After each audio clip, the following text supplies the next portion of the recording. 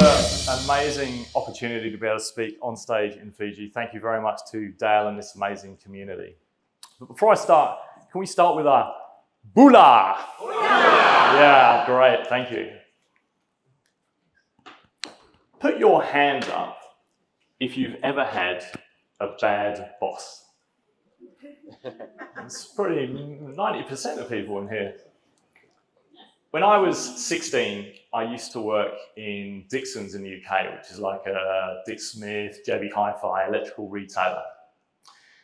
And I used to help people buy telephoto cameras, Pentium PCs with dial-up modems, and hi-fi systems with mini-disc players, which got me thinking about some of the slides I was going to show. And I loved helping people solve their problems. I loved playing with the gadgets, I loved playing the music in the store. But I confess, I hated my manager. And let's call him Richard, because that was his name. And Richard was a real dictator, a real micromanager. And I'd be somewhere in the store helping a customer, and Richard would be somewhere lurking behind in the next aisle, and he'd be listening in on the conversation. And as soon as you're done, he'd come up and he'd give you feedback, which was good to get feedback. And how much insurance have you sold? But it was 10 times a day. It was unrelenting. And it wasn't just me. I mean, the good news is he was consistent. He was everybody. And so my biggest lesson of that time was, if I ever get to lead people or manage people, don't be a Richard. I've lost the next slide. Before I go further, there's a QR code. So some of the things I'm going to share here are all downloadable from that. I'll just continue. So who has ever had or worked with a toxic team member? Yeah, most people. Probably my most memorable one was a few years ago. I started working with an e-commerce business, and I became very aware of a really talented designer. He was great at building web pages, landing pages, writing copy, product design, really talented guy, but he was rude to the team, he was rude to vendors, he barely turned up to meetings, and if he did, he was late. And it blew my mind how he was still in this business. And so I just joined, I asked around, is this guy all right? What's happening? Something happening in his life? No, this has been going on for a long time. Everybody knew about it. Nothing had happened. And so it turned out there was no feedback being given and no method of tracking it and reporting it. So that's what we did. We put that in, we gave the feedback, we tracked it, we reported it. Just over a month later, the business owner couldn't deny the pattern that he saw, and he fired him. Everyone rejoiced. It leveled up the team. The culture improved straight away. He was a bad apple. He was toxic. But that guy had really had an impact on the culture of that business. And in that last year, 3 good employees were fed up and they left. So what can you do? I'm just going to share a few quick frameworks that you can put into your business to get ownership without being a Richard. So first, you need visibility and verification. Visibility is about knowing who owns what. So not vague or shared, single owner. And you know when you don't have that, when you ask someone who owns a particular process and you get this blank stare. So what I like to look for is 3 levels of ownership. At the organisation level, 3 to 5 accountabilities per role. At the process level, I want to see a name on each process, one named owner for each process. Many people can help execute, but one named owner. And then down at the task level, who owns this task? What is the end date? So that's the visibility. Then there's verification. So verification is the bit where you actually check. I'm not talking about micromanaging like a Richard or hovering or being the police. You try. I'll get them in. But just enough to check that things are moving. So that might mean at the organisation level, dashboards of reds and greens for your accountabilities. Then down at the process level, spot checking some of these processes, especially if it breaks, you want to look under the hood and find out what's gone wrong here. And then at the task level, daily huddles, or as Matt just mentioned, daily stand-ups. Just what's blocking here? What's stopping things moving? Because if you're not checking, you're hoping, and hope is not a good strategy.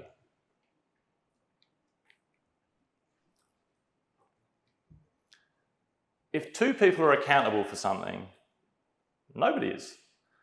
And this is true in life and in business. So I think about the dog. Whose turn is it to walk the dog? And if no one owns a dog walk, I see my dog sitting at the wall, sitting next to the door, wondering, hey, when's this going to happen here? I worked in a business some years ago, and 2 people were made accountable for a project. And time went by, and the deadline passed. How did the project go? Well, they both pointed fingers at each other. Both thought each other had owned it. Neither of them had owned this project. And so while it was a people problem, it also was a structural problem. You need one owner for every project, task, deliverable. And because when you don't have that, everybody feels under pressure.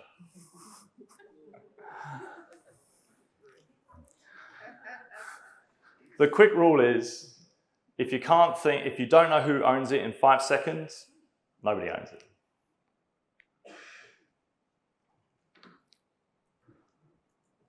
Here's a common trap that I see many business owners fall into. I've fallen into it myself a few times. Someone comes to you with a problem and you solve it. And someone comes to you with another problem and then you solve that too. And now you're training your team that whenever there's a problem, you're going to solve it. I have a team member and he would say, oh, hey Lloyd, we've got that social media post. Which image should we go with? And I'll say, oh, option 1. Or, hey Lloyd, this agreement, which address shall I send it to? The second one. And so on and so on. A fix for this is the 131. And spoiler alert, this is really coaching.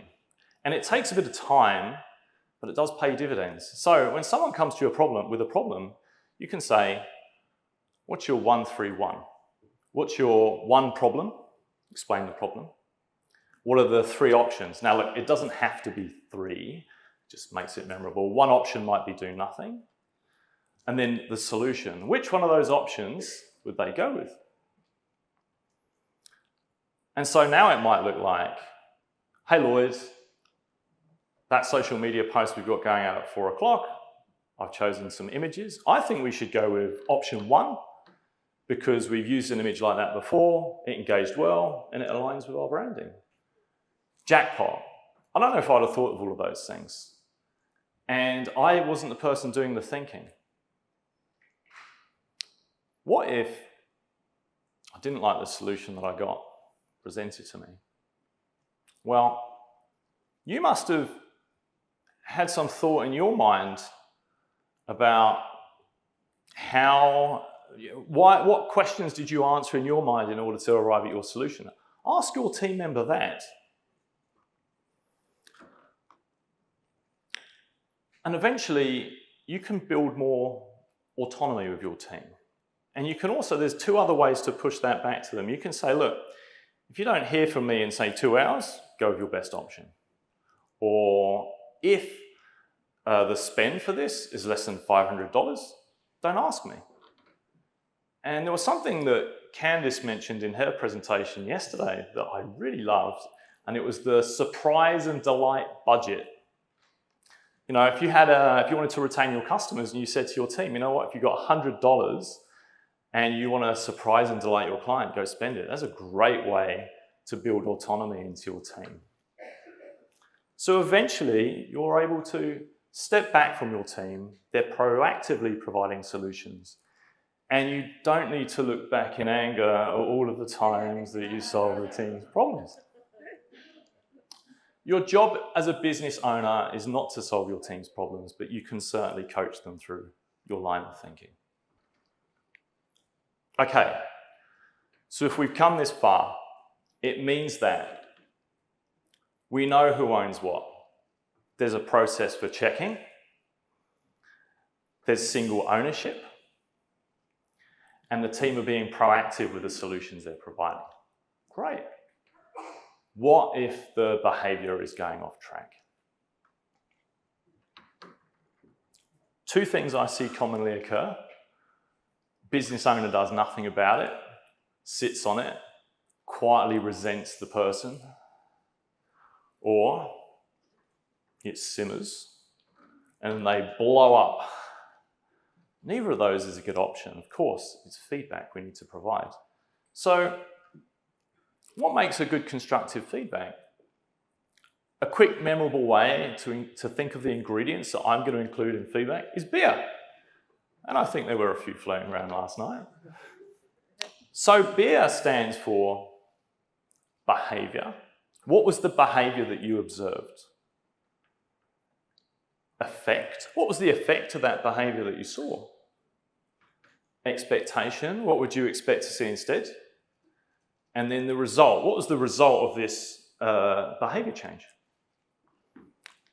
So instead of saying, Dale, you completely dominated that meeting and no one could say anything else, which sounds like an attack on Dale, I might say,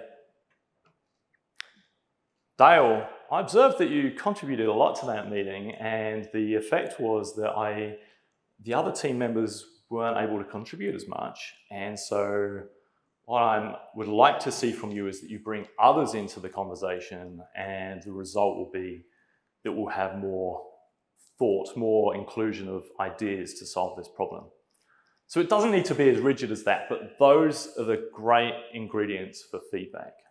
Beer. Two types of feedback: praise and opportunity. Praise. You see someone do something that you think is a good behaviour that you would like to have modelled in your business. Do that publicly and openly. If you've got an online business, do this on your Slack channel. Jane led a trailblazing initiative. She improved this process. It saved the customer money, and now they're spending more money with us. That's really showing everyone what good looks like. Opportunity, well, we gave an opportunity feedback, but opportunity feedback should be private, eye to eye. If you're a virtual business, over Zoom, or of course in person. If you give someone feedback as text or email, the tone does not land right. So don't do that. Finally, on feedback, track the feedback. And in the resources pack, I've got an example of how you can track that. But as you track feedback, if you find that you're giving opportunity feedback again and again to the same person, then you really have to consider if that person is right for your team. All right, so let's bring it all together and recap. Most business owners don't want to have to micromanage people. They don't want to have to hold people accountable. I think many end up there by accident. So what we've covered here is a couple of systems to prevent that from happening. So you've got visibility and verification. You know who owns what. There's a process for checking. You don't need to be the police. You have one owner, so that everyone doesn't have to feel under pressure. You have the 1-3-1. Your team are proactively providing solutions. So you don't need to look back in anger at all of the times you were the person providing the solutions. And then finally, you've got beer, the ingredients of great feedback, which you should give away often. Get this right, and you can let it be. And if you find that you're having to hold your team accountable, I don't think this is an accountability problem. This is a systems problem. Finally, when I think back to my old manager, Richard, I'd like to say, don't be a Richard. Please join me. Don't be a dick. Thanks, everybody.